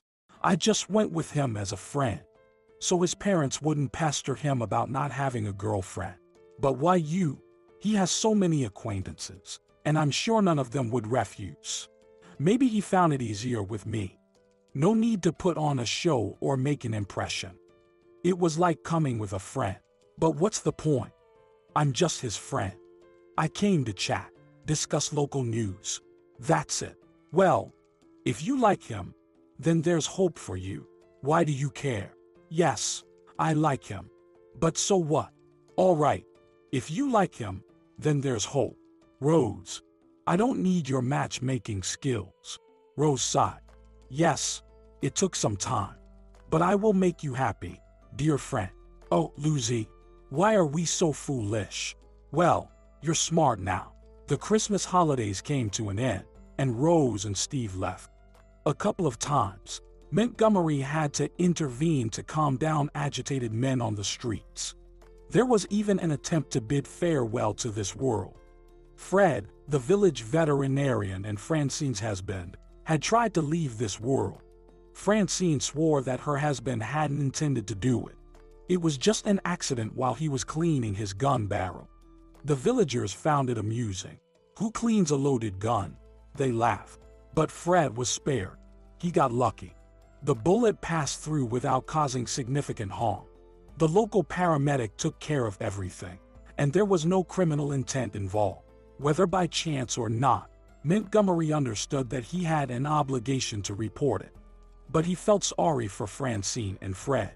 Lusy volunteered to go and talk to Francine, believing that she could confide in her. It wasn't like talking to the police.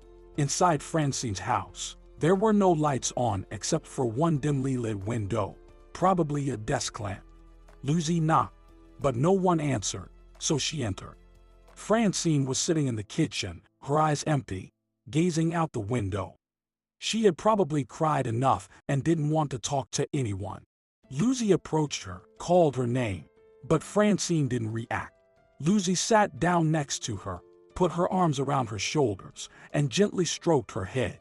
They sat in silence. Suddenly, Francine leaned her head on Lusy's shoulder and said calmly, without tears, "I can't take it anymore, Lusy. I'd leave, but I'm afraid for him. He loves me. He knows everything, but he believes that if we don't talk about it, everything will be fine." "What about your Tomas?" Lusy asked. "What does he say?" "It's strange," Francine replied. "He says he loves me, but he doesn't insist on me leaving him. I think he's fine with the way things are. It's like déjà vu, manipulation, and submission," Lusy remarked. "Oscar in miniature. But it doesn't seem as deeply entrenched here. Francine is already having doubts. If we want her to leave Tomas, we'll need to be more subtle. But first, we need to find out what happened." Francine didn't believe that Fred, with his hunting experience, would accidentally mishandle his gun. "Why are you defending Fred so strongly?" Lusy asked. "He's a good person," Francine replied. "I regret that he got stuck with me. He could have been happy." "Then talk to him," Lusy suggested. "You know he loves you. You won't find anyone like him. But Tomas is not suitable for a family life. You know he won't forgive this." "Give it a try," Lusy insisted. Now it was time to talk to Fred. "Francine, may I visit Fred?" Lusy asked. "He doesn't want to talk to anyone," Francine replied. Fred lay in bed, pale with bruises under his eyes. He looked unfriendly and asked, "Who are you?" "I don't know you, and I don't want to." "Fred, could you tell me what happened?" Lusy implored. "Francine is trying to protect you, but she doesn't really know what happened. She's fighting so hard for you, Fred. You have a wonderful wife. Do you believe that?" Fred retorted. "The whole village knows this story." "Well, I thought Tomas took a girl away from you, but it turns out you took a girl from him," Lusy remarked. "It's your business if you want to compete, but you'll lose Francine. How will you live without her? Why do you think she didn't go to Tomas? She knows she's loved, and she knows where she's needed. If you can't control yourself, she'll leave. Not for Tomas, but from you." It seemed like Lusy had done everything right. Now, Francine and Fred would surely have a conversation. Maybe, just maybe, she had saved their marriage. But Montgomery hadn't helped in any way. What had happened remained a secret. "Well, Lusy, you're not much of a detective. All you can do is comfort," Montgomery teased. But Montgomery turned out to be a better detective. He discovered that Fred had never intended to commit something irreparable. He wanted to win his wife back. It was manipulation again. Even Lusy agreed that Fred could be forgiven. After all, it was out of love, she said. Spring arrived unexpectedly. Lusy hadn't ventured outside her house. She took orders from her clients and buried herself in work. Occasionally, Montgomery dropped by, and they engaged in idle conversation. Rose called and shared stories about her pregnancy. Francine also visited, boasting of her family happiness. As spring grew warmer, Lusy stepped out onto the porch to breathe in the fresh air and revel in the bright sun, green grass, and the first flowers. She felt that summer was just around the corner. One day, while taking a breather outside, Lusy noticed a woman standing on the road. The woman didn't say anything or ask any questions. She just stood there, gazing intently at the house. Lucy's heart pounded. She had a feeling she knew this woman. Lusy was hesitant to approach, but the woman turned her gaze toward Lusy and suddenly burst into tears. Lusy rushed to her side. "Mom!" Lusy cried out. Mary couldn't remember how she left the hospital or the injuries she had sustained. She didn't remember her home, her daughter, or her late husband. She had no recollection of where she had been or where she was going. Hunters had found her unconscious in the woods. There was a kind elderly lady's house nearby, and that's where they had brought her. The old woman had tended to Mary's broken bones. She couldn't understand how Mary had ended up in such a condition. Mary had no answers. She couldn't remember. The old lady's name was Clementine, and she had been living in the woods for 30 years. She was known as a healer and treated the residents of the nearby villages with her herbal remedies. She helped with sleeplessness, headaches, fractures, and insect bites. If Clementine realized that her remedies wouldn't work and the situation was serious, she advised people to see a doctor. Clementine gave Mary herbal concoctions and concocted strange-smelling ointments. Within a year, Mary was walking in the woods, collecting herbs, and even making trips to the city for groceries. She ended up staying in the forest and was unaware of where else to go. But Clementine didn't turn her away. A recent trip to the city market turned out to be fateful. The villagers supplied meat, fish, and eggs to Mary and Clementine. They grew their own vegetables, but had to make occasional trips to the city for staples. Mary was examining the goods, considering her purchases, when a heavily intoxicated woman approached her. "You, Mary." The woman swayed and slurred. She had gray, unkempt hair, a swollen face, and reeked of alcohol. "Who are you?" "I don't know you," Mary replied. "I'm Clara, your aunt." "Don't remember, do ya?" Clara was outraged, making a scene at the market. People were turning their heads to watch. "You're Clara." "I don't know you," Mary repeated. "Oh, you don't know me. But I know you. I raised your daughter, and you don't even recognize me," Clara ranted. Clara was causing a scene at the market, and they attracted attention. Lusy intervened, suggesting they step aside and talk. "Let's talk. I have something to say. There's a park nearby. Let's go there." While they walked from the market to the park, Clara became even more intoxicated. Mary was afraid she would fall or pass out, but Clara managed to say, "Get me some beer, and I'll tell you where your daughter is," before passing out. Mary rushed to buy the beer, revived Clara, and began questioning her about her identity and her family. Clara was in and out of consciousness.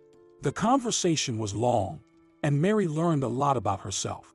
Clara had caused the death of her beloved husband in a cruel manner and had abandoned her own daughter. She had given her daughter away and disappeared, hoping to escape her past. She believed she could redeem herself by buying an apartment.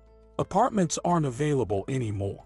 "I raised your daughter, fed her, clothed her, and loved her as my own. And you ran away, leaving me, ran back to your own grandmother. But we tracked you down to Lake George. And I knew you had to come back someday. And I won't forgive you. No, I won't." Clara's passionate speech ended, and she passed out. However, Mary realized that her daughter was living with her grandmother in Lake George. She had not told Mary that her mother was either alive or dead. Mary gave Clara $10 and couldn't do anything more. Mary was deeply shaken. She had a daughter. What could have happened for a woman to forget her own child? She hadn't remembered, hadn't felt anything. Her daughter had grown up without her. Mary initially thought that she shouldn't go to her daughter. What good was a mother who had forgotten her? But the healer disagreed, saying that her daughter still didn't know where her mother was. She was missing in both life and death, so Mary visited. Her feet led her to the house. She stood there, gazing, and suddenly, a young woman stepped onto the porch. Mary didn't recognize her daughter but sensed who she was.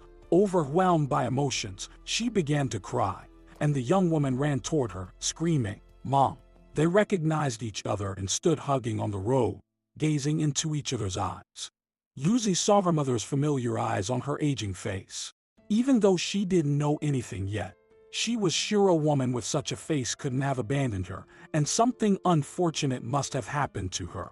Mary was looking at her grown, beautiful daughter, overwhelmed by the realization that she didn't remember the little girl and would never experience the joy of watching her daughter grow. They both understood they would have to share their entire lives, lived separately from each other, and that the conversation would be long and heavy. They entered the house. Mary scrutinized the surroundings carefully, trying to recognize something, to at least feel like it was her home. But she couldn't. They spoke about minor things to avoid the main topic. They were both afraid to start the real conversation. Finally, Mary decided to tell her daughter everything as it happened. They talked for a long time, and Lusy tried to understand how to live without knowing anything about herself. She told her mother how they lived before the accident and how she had lived afterward, first with Clara, and then with her grandmother. Mary was interested in all of it. It was as if she was experiencing the life she could have had but had nothing to say about her own. Lusy cried with sorrow for her mother, and Mary wept for the life she never lived. She had had a happy life with a husband and a daughter. "Mom, will you stay with me?" Lusy asked. "No, Lusy, I'll go back to Clementine. She's all alone, and it's hard for her. She was the only family I had for so many years. I didn't know I had you. Now that I know, I'll come to see you. I won't lose you again." It was unclear how the news spread throughout the village, but everyone seemed to know that a strange woman had arrived at Lusy's. Some claimed she was her long-lost mother, Mary. They were all curious and wanted to know more. To find out, they sent Aunt Ashley to check. She was anxious, wondering if it was really Mary. Everyone thought she was long gone, practically gone to the other world. Where had she been all these years? What if it wasn't Mary at all, just an imposter? Aunt Ashley entered the house. At first, it was hard to make out who was sitting at the table. The woman turned around, and the neighbor froze. It was indeed Mary. "Oh, my God, Mary!" Ashley rushed to her. "Ashley, it's been so many years," Mary replied. "And Ashley, she doesn't remember anyone, not even me," Lusy said. "Mary, do you remember your husband, Michael?" Ashley asked. "And Ashley, she only knows what happened to her after the hospital. She didn't even realize why she had so many fractures. Please, tell everyone that Mom doesn't remember anyone. When they meet her, don't overwhelm her with questions." "Okay, I'll go." "Lusy, have you seen Montgomery?" "No. He didn't come by yesterday either." "Well, maybe he went to the city." As she left, Lusy hugged Mary once more. Lusy was getting nervous. Where could Montgomery have gone? "I was waiting for him yesterday, and he didn't show up. He's not here today either. When he went to the city, he would always ask if I needed anything. He should have been back from the city by now. What could be keeping him? Maybe he went to the neighboring village, but he should have returned by now." She couldn't help but worry. Something must have happened. Sleep didn't come easy that night. Lusy went outside to the porch, and there she found Monty lying by the door. She sat down on the steps and petted Monty. "Monty, do you know where your friend is? My mom has been found, but Montgomery is missing." The next day, the village was in turmoil. A police officer had disappeared, and it had been 3 days with no sign of him. It was discovered that the day before yesterday, he had been in the neighboring village, where some men had an argument and resorted to firearms, prompting them to call the police. Everything had ended well, and Montgomery had left, but he never returned home. The men decided to drive along the road between the villages, hoping to find some clue. Someone remembered there was a hunting cabin not far away and suggested checking it. It was unlikely anyone would be there, given that it wasn't hunting season. But they decided to explore everywhere. There was a dirt road leading to the cabin, though it didn't reach all the way to the cabin itself. They had to walk a couple of kilometers through the forest to reach it. At the point where they needed to turn off the road, they found Montgomery's car. It was immediately clear that something was wrong. The men rushed out of the car and ran towards the cabin. From a distance, they could see that the door was open and someone was lying on the porch. As they got closer, they discovered Montgomery unconscious, with a small pool of blood beneath him. Some called for an ambulance, while others shouted that they couldn't wait for it and needed to rush him to the hospital themselves. Nobody knew if he was even alive. They picked him up, laid him on a blanket, and quickly carried him back to the car. At the hospital, Montgomery was immediately taken into the operating room. Nobody left the hospital until they found out how the police officer was doing. About 2 hours later, a doctor emerged from the operating room and, in a tired voice, said, "He's going to be okay. You can go back to the village and let them know that your police officer will survive." The men started calling their families, telling them how they heroically rescued Montgomery and that he was out of danger. However, nobody thought to call Lusy, and she anxiously waited for their return. They had left during the day and hadn't come back yet. Fortunately, Francine realized and rushed to inform Mary. "Lusy, who is Montgomery? He's a police officer, Mom.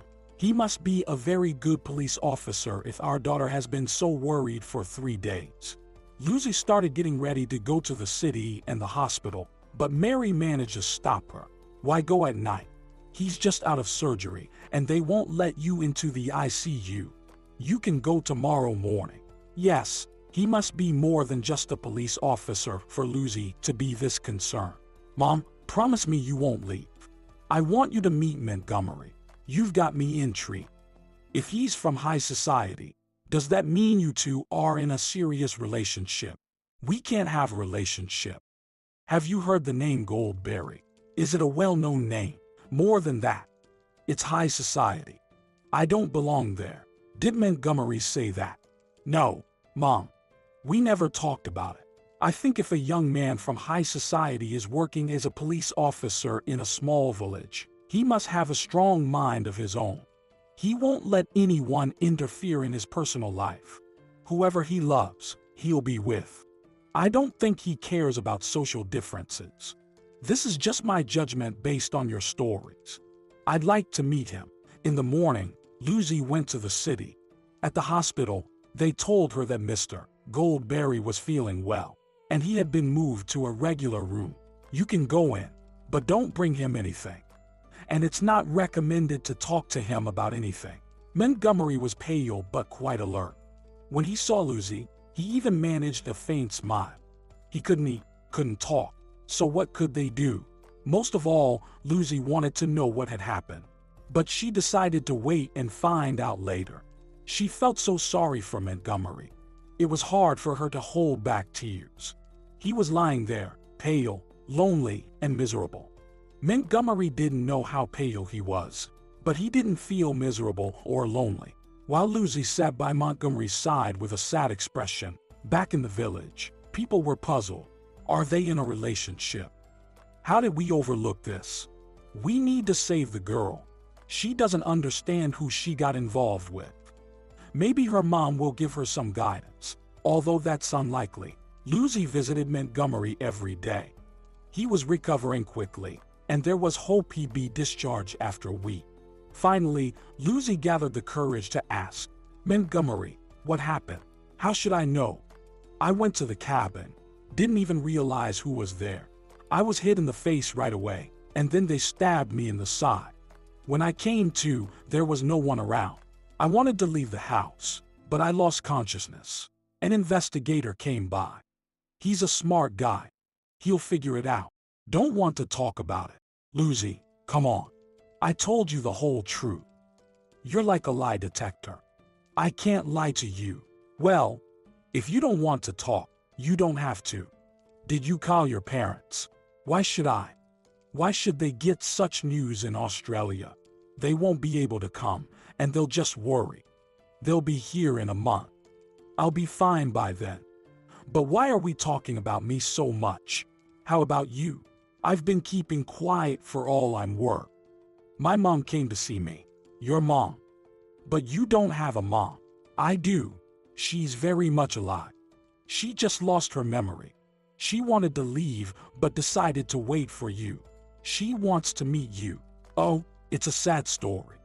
I wanted to marry an orphan, and now her mom shows up. What was that just now? Is he not fully recovered? Is he delirious?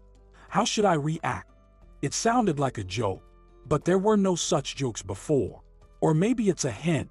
Well, then, make a proposal. Here's my hand and my heart. Lusy remained silent. She just couldn't think of what to say. She couldn't exactly shout, yes, yes, especially when no proposal had been made yet. Montgomery, I'm not ready to answer that right now. Great. I heard the most important part. For now, I'll wait. Lusy would have readily agreed if it were just about her and Montgomery, but he came from the famous Goldberry family, while she only had her mother, who had lost her memory. They were incomparable in terms of background. How long would Montgomery continue working as a village police officer? Probably not for long. It wasn't his lead.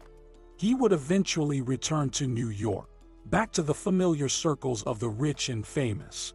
But what would Lusy do there? No, she couldn't go there. She wouldn't adapt or conform anymore. She had had enough. Lusy continued visiting Montgomery in the hospital, but tried to be cautious, avoiding unnecessary conversations. She decided on this approach. While she visited him in the hospital, once he recovered, they would part ways. Montgomery was puzzled. What had he said wrong? He could see that Lusy was distancing herself, but he didn't understand what was going on. When Montgomery returned to the village, he was welcomed as a hero, even though no one really understood what had happened. Montgomery joked, "The best investigators in the country are working on my case. They even brought in psychics. As soon as they find out anything, I'll let you know." Lusy behaved as if he hadn't made a proposal, calmly, politely, and distantly. She introduced him to her mother, saying, "My friend Montgomery, a local police officer, and nothing more. Just a friend and a police officer." This frustrated Montgomery. What's going on? He came to Lusy and asked, "Do you love me?" "It doesn't matter," she replied. "Tell me, how long are you going to play the role of a police officer here?" "Not for long." "Here's your answer. I won't go to New York with you. I don't want to be picked up. A destitute provincial who'll spend her entire life trying to meet high standards. I've tried that before, but I'm not asking you to come to New York. I want you to marry me." Lusy's thoughts got all jumbled up. Would he marry her and then shut her away at home while he lived his own life as he pleased? She'd had that experience before. Montgomery looked at her and smiled, while Lusy felt like crying. What kind of life was this? She had made a mistake again, another scoundrel in her life. Mary, who had been listening to the whole conversation, decided to step in. "Montgomery, I'm sorry, but I didn't understand. You don't plan on returning to New York?" "No, I don't plan to, especially because it seems to me that Lusy doesn't like New York." Lusy was stunned. Oh Lord, what a fool. They say one thing, and you hear another. But she did correctly hear that he decided to quit his job as a village police officer. Whether as a village cop or a second-rate musician from famous parents, what did he plan to do? "Montgomery, so you've decided to leave here, right? Where to? And what do you plan to do?" "I'm not asking out of curiosity. I've lived without my daughter for so long that now I want to be informed about everything happening in her life." At this point, Montgomery delivered a speech that was absolutely brilliant. He exuded enthusiasm, enough to captivate a large audience. But there were only two listeners, Lusy and Mary. Several years ago, after completing law school and briefly working in various places where his father had tried to place him, Montgomery decided that he would never work in either the prosecution or defense. He even thought he had made a wrong choice by going into law. It just wasn't interesting. What did spark his interest was when he met his college friend, Alex, who worked at a private detective agency. That's when Montgomery decided he would become a detective and open his own agency. He assessed his chances, believed he could do it, read numerous books, worked in 2 different agencies, and observed how things were done there. However, problems arose with his father, who became increasingly insistent on finding a more suitable career for his son. Montgomery had to flee to the village, but he never gave up on his dream of having his own detective agency. He considered his work as a police officer invaluable experience. Now Montgomery believed it was time to fulfill his dream. Even before going to the hospital, he obtained his license and completed all the necessary paperwork. The only thing left was the organizational aspects: finding a location, setting up an office, hiring employees. Montgomery was so convincing that Lusy immediately believed he would succeed. The only question remaining was where this agency would be located. You could rent a small office in the village, put up a sign that says private detective, and local women will come to you to track their husbands. You could sit in hiding to find out who's been cutting Aunt Jeevan's roses in her garden. They'll pay you with eggs, carrots, and potatoes. That's funny. Nobody in the village needs a detective. If you don't want New York, does that mean we're moving to the city, or are you not coming with me? What about your parents? They hope you'll return home. Lusy, I thought you understood what my parents are like. They love me very much, but they've accepted the fact that the boy has grown up and is arranging his own life. Now, Montgomery would disappear for a day or 2, then return and provide updates on how things were progressing. He found a location for the office, and his eyes would light up as he described it. Right in the city center, on the ground floor with direct street access, and the sign above the door would be clearly visible. The space was small, but it would serve as both a reception area and an office for employees with a panoramic window. He had also found employees, although Lusy had her doubts. She believed that a detective agency should be staffed with serious, mature individuals to maintain an air of respectability. Instead, there were 2 law school students with earphones in their ears and a peculiar computer genius. But Montgomery assured her that these were professionals, and he would provide the sense of respectability. Montgomery looked at Lusy cunningly and smiled. Lusy, I still need an experienced marketer. You know, handling pricing, advertising, press releases, interacting with the media. Do you know anyone suitable? Well, I need to think about it. There is a candidate, but she's quite capricious and independent, and she lives quite far, in the village. That's the right choice. Commuting from the village would be troublesome, and I'd have to rent an apartment. I'm just worried that my father will disapprove. He won't want his son living in a rental. He might start manipulating my health again. Lusy and Montgomery decided as follows. They would move and get married right away. Montgomery informed his parents and set a condition: no celebrity weddings and no media. His father shouted that it couldn't be that way, as he was a public figure, and people wouldn't understand.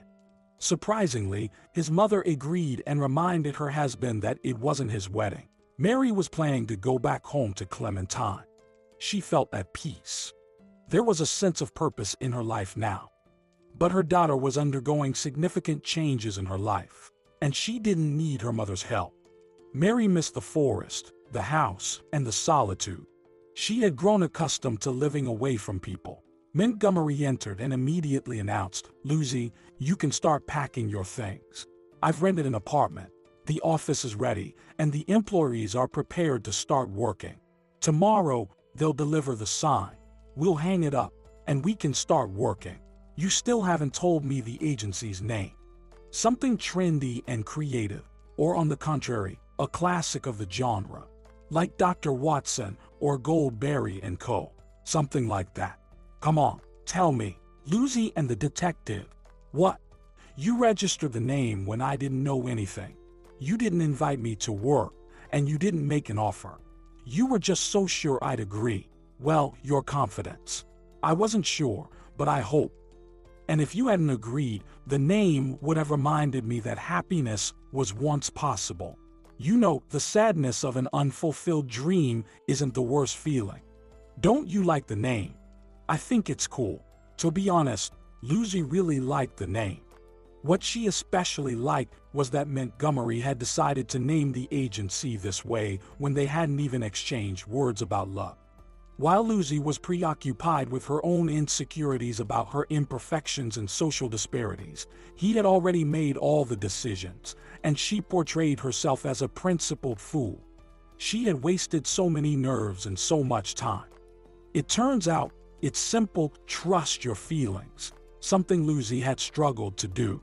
The experience of previous years had taught her that love often comes with a hefty and humiliating price. But Montgomery had no such experience. He had no doubts about his feelings and saw no reason to refuse happiness. Lusy and Montgomery packed their things. Everything Lusy brought with her could fit into 2 bags. She would leave with the same belongings she had arrived with. In contrast, Montgomery had a lot of luggage.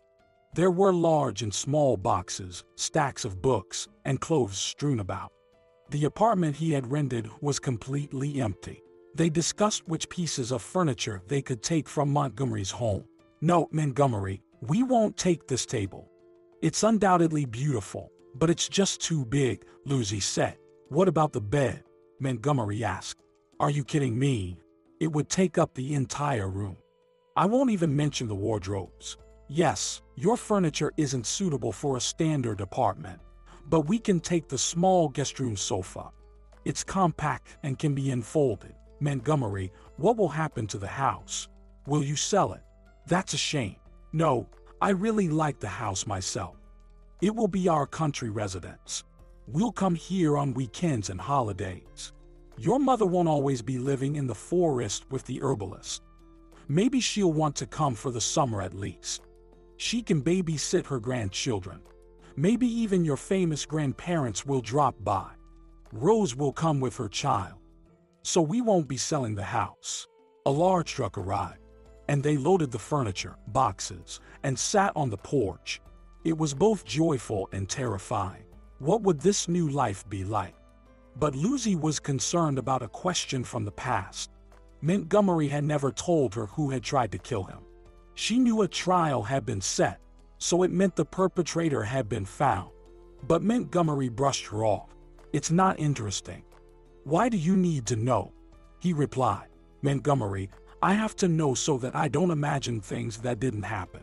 I don't want to go to the trial. Why do I need to hear in detail who was involved and how they hurt you? Yes, let's skip the trial. I'm afraid that if I tell you, you won't believe it. Try me. On that day, after dealing with the troublemakers, Montgomery was driving home. He received a call from an unknown number, and a man's voice said, Montgomery, come to the cabin. Something strange is happening here. Montgomery didn't recognize the caller's voice, but he drove there anyway. He approached the cabin, but nothing seemed unusual. 2 men were sitting on the porch, smoking. It didn't look like anything had happened. Montgomery introduced himself, asked what had occurred, but they said everything was fine. Is anyone else inside? Montgomery asked. Yes, there's someone inside sleeping. Montgomery went up the steps and saw a man sitting on the bed, but it was difficult to make out his face. The house was dimly lit. The man got up and approached, and suddenly Montgomery realized who it was. It was Lusy's ex-husband, Oscar, it seemed. Well, what do you think, cop? Did you think I'd give you Lusy? No, I'm not giving her up, ever. And you, the rich guy, decided to get in my way without thinking about who you were tangling with. Did Lusy not tell you who I am? I'm her husband, the owner. Wanted to run away, didn't she? No one can escape from me. Montgomery looked at him and tried to figure out what to do. Behind him stood 2 of Oscar's bodies.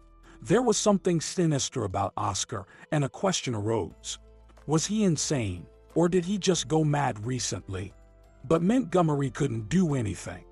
The 2 men rushed him, grabbing his arms. Oscar went to the table, grabbed a knife, and stabbed Montgomery in the side with a powerful thrust. Montgomery didn't immediately lose consciousness, but heard the two men hysterically scolding Oscar. "What have you done? I told you to scare him. We never agreed to murder. Let's get out of here." Then there was silence. Montgomery woke up in complete darkness, feeling around until he found the door and crawled out onto the porch.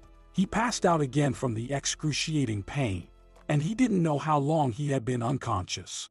He woke up in the hospital, in the ICU. Lusy was sitting there, devastated. "It can't be. So, it's her fault. You see, I knew it. I shouldn't have told you. Your ex-husband is insane. He orchestrated all of this. But you did the right thing by running away from him. You chose the wrong man. It happens. But now you've gotten wiser. Look at me. I'm the ideal man. You won't find better. Well, it's all in the past." She's waiting. An empty apartment. "We need to go." They spent a couple of days settling in, and then Lusy became indignant. "You brought me here so that I could create a cozy atmosphere for you. Take me to the office immediately," she insisted. "As you wish, Lusy." The office had a dignified appearance. It was located in the city center, on a wide street, with a grand entrance featuring tall ornate doors. Flanking the entrance were large planters filled with blooming rose bushes and hydrangeas. Above all this splendor shone the sign Lusy and Detective. And in front of the entrance, on the sidewalk, stood the detective and his Lusy.